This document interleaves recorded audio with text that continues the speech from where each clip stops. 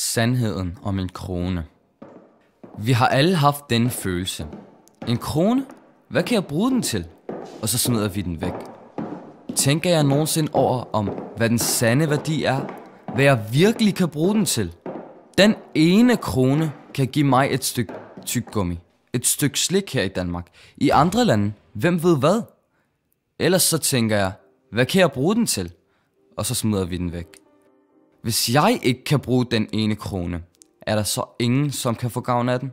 Men tænker jeg på, hvad de fattige kan få for den ene krone. Den ene krone har en værdi.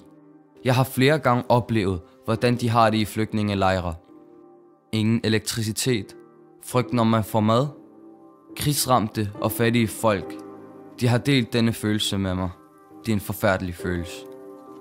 Den ene krone, som giver mig et stykke slik, giver en fattig i Uganda eller Zimbabwe sin morgenmad, sin frokost, sin aftensmad. Vand. Ting, som virkelig gør, at de overlever. Men nej, vi kan ikke lide at give nogen noget, uden at få noget for det igen. Det er noget, vi ikke selv tænker over. Men hvis vi ikke starter, hvem gør så? Vi bliver nødt til at begynde at tænke på andre. En vis mand sagde, elsk for din bror, hvad du elsker for dig selv. Vi bliver nødt til at kigge bag visdommen på disse ord. Vi bliver nødt til at reflektere på disse ord og hjælpe andre.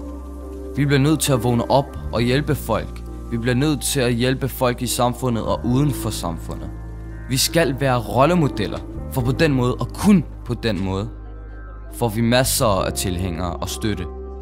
Glæden i øjnene på de fattige, når de ser vand, mad, penge. Hvis vi kendte glæden, så den, følte den, vi ville græde af glæde. Der er ikke noget i dag, ikke noget i morgen. Vi bliver nødt til at begynde nu. One man's trash, another man's treasure. Count your blessings.